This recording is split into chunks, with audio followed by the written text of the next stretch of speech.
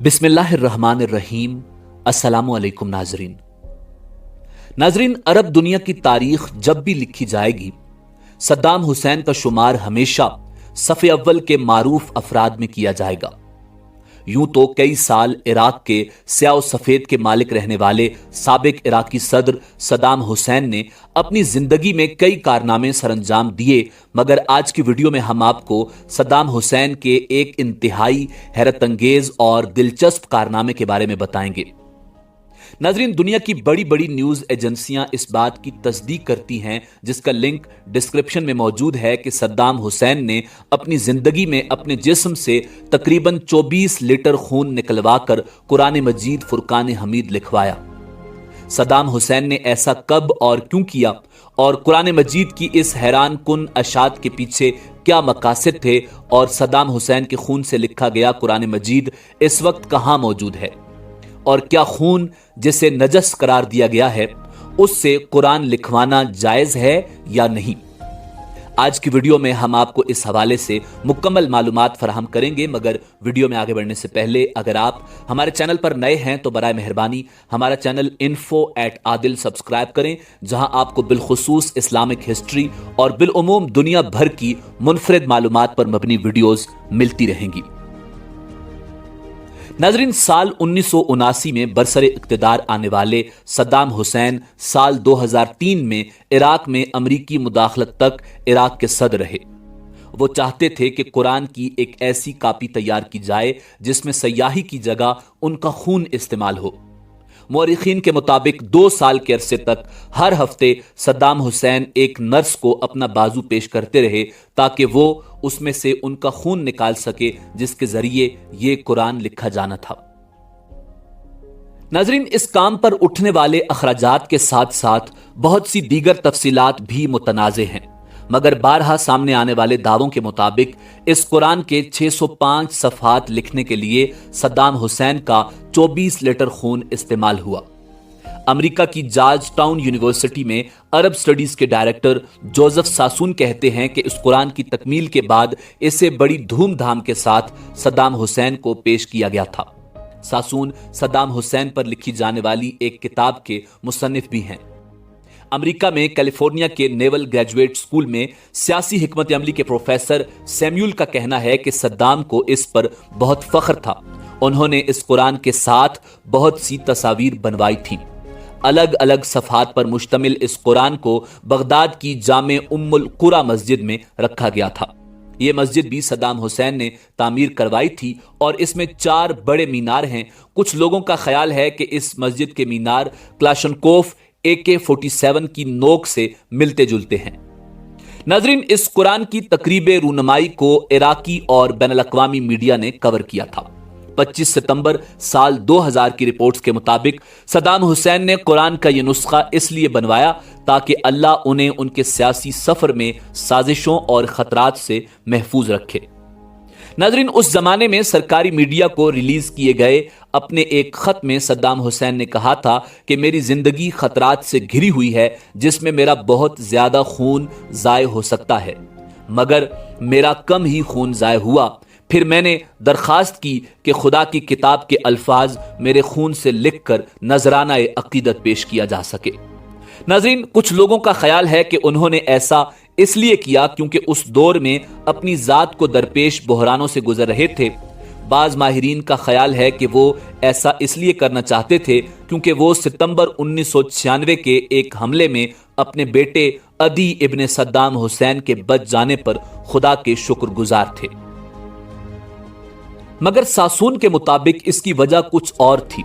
नाजरीन, सासून कहते हैं कि खून से लिखा गया कुरान मजीद फुरकान हमीद एक मिसाल है कि कैसे कोई आमर अपना सियासी मकसद हासिल करने के लिए किसी भी चीज को इस्तेमाल कर सकता है, चाहे वो मजहब ही क्यों ना हो। नाजरीन, यहां बहुत सारे उलमाए कराम भी यही कहते हैं कि खून पाक नहीं होता, इसलिए ये जायज नहीं कि नापाक और नजस चीज यानी खून से अल्लाह रब्बुल इज्जत की मुबारक व मुअत्तर किताब कुरान मजीद फुरकान हमीद को लिखा जाए। वो कहते हैं कि 1990 की दहाई में ईरान के साथ जंग के इख्तिताम पर सद्दाम को एहसास हुआ कि ईरानी मजहबी सोच पूरे इराक में फैलती जाएगी انہوں نے کھل کر یہ کہا کہ بحثت پارٹی کے نوجوان بنیاد پرستی کی طرف مائل ہو رہے ہیں۔ ساسون کے مطابق مجھے نہیں لگتا کہ وہ واقعی زیادہ مذہبی ہو گئے تھے، انہوں نے سیاسی مقاصد کے لیے یہ دکھاوا شروع کر دیا تھا۔ ناظرین، وہ کہتے ہیں کہ انہوں نے مساجد تعمیر کروائیں اور ایک بڑی یونیورسٹی بھی، جسے وہ قرآن کی تعلیم کا بڑا ادارہ کہتے تھے۔ ان کی نظر میں یہ خیال بہت اچھا تھا، کیونکہ انہیں لگتا تھا کہ وہ اس سے لوگوں کو اپنی جماعت کی حمایت کے لیے مائل کر سکیں گے۔ وہ قرآن کو ایسے پڑھیں گے جس سے وہ انہیں اپنا رہنما مان سکیں۔ اس سے ان کے لیے آسانی ہو جائے گی کہ وہ عوام کو مذہب کے ذریعے کنٹرول کر سکیں۔ ناظرین، وہ اس کی مثال دیتے ہیں کہ صدام نے اپنے مقاصد کے اصول کے لیے خواتین سے متعلق اپنا رویہ تبدیل کیا۔ جب وہ سال 1968 میں سیاست میں آئے تو روایات پر ہنستے تھے۔ وہ چاہتے تھے کہ خواتین کے پاس بھی ووٹ کا حق ہو، مزدوروں کو حقوق ملیں اور سب کے لیے تعلیم کے مواقع پیدا ہوں۔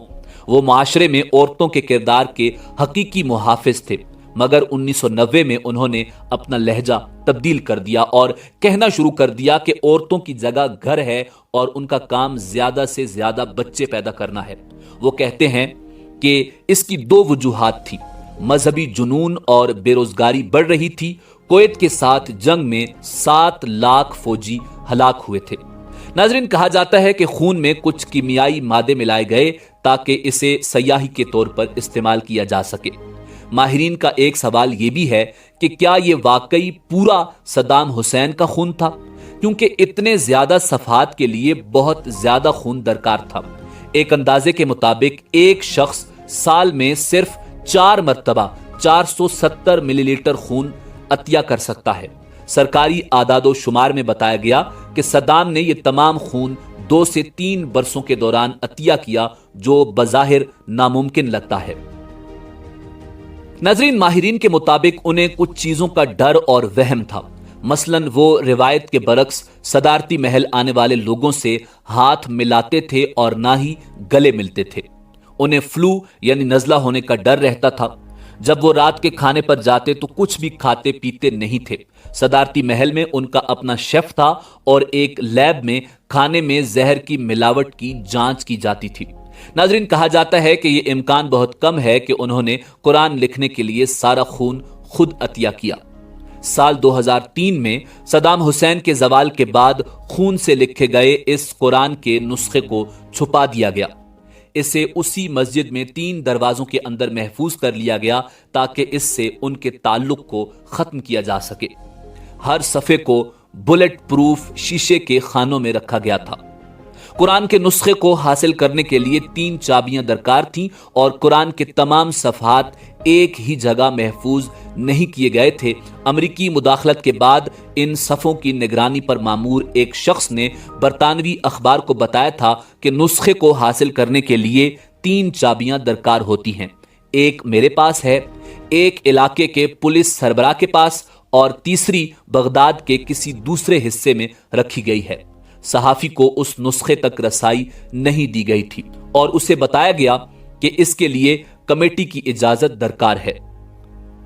ناظرین، اس نسخے کو لکھنے والے خطاط عباس شاکر جودی نے عراق چھوڑ دیا تھا اور کم از کم 10 سال پہلے وہ امریکہ میں مقیم تھے۔ سال 2003 کے بعد عراق نے صدام حسین کی کئی یادگاریں ہٹا دیں۔ ان کی وراثت کو مٹانے کے لیے ان سے وابستہ متعدد عمارتوں کے نام تبدیل کر دیے، مگر قرآن کریم کے حوالے سے حکام اس کشمکش کا شکار ہوئے کہ اسے ختم کر دیا جائے یا چھپا دیا جائے۔ مورخین کے مطابق یہ مذہبی مسئلہ بن گیا تھا۔ ایک طرف اسے بیشتر مذہبی اسکالرز گستاخانہ سمجھتے تھے۔ جسم سے نکلنے والے خون کو ناپاک یعنی نجس سمجھا جاتا ہے، جبکہ اسلامی تاریخ میں ایسی کوئی مثال نہیں ملتی کہ خون سے قرآن کریم لکھا گیا ہو۔ دوسری طرف اسلامی روایت میں قرآن خدا کی کتاب اور کلام ہے، لہٰذا آپ اسے تباہ بھی نہیں کر سکتے۔ ناظرین، سب سے بہتر یہ سمجھا گیا کہ اسے وہیں چھوڑ دیا جائے جہاں یہ تھا، یعنی نظر میں نہ ہونے سے یہ اپنی اہمیت کھو دے گا۔ ناظرین، اس قرآن تک رسائی رکھنے والے کچھ افراد نے تصدیق کی ہے کہ اس قرآن کے کم از کم کچھ صفحات اب بھی وہاں اسی مسجد میں موجود ہیں۔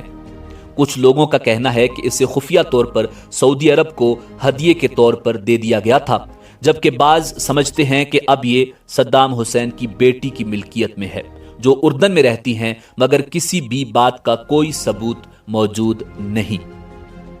ناظرین، امید ہے کہ آپ کو ہماری ویڈیو پسند آئی ہوگی۔ ملتے ہیں بہت جلد ایک نئی تاریخی، تحقیقی اور معلوماتی ویڈیو کے ساتھ۔ دیکھتے رہیے info@adil۔ اللہ رب العزت آپ کا حامی و ناصر ہو۔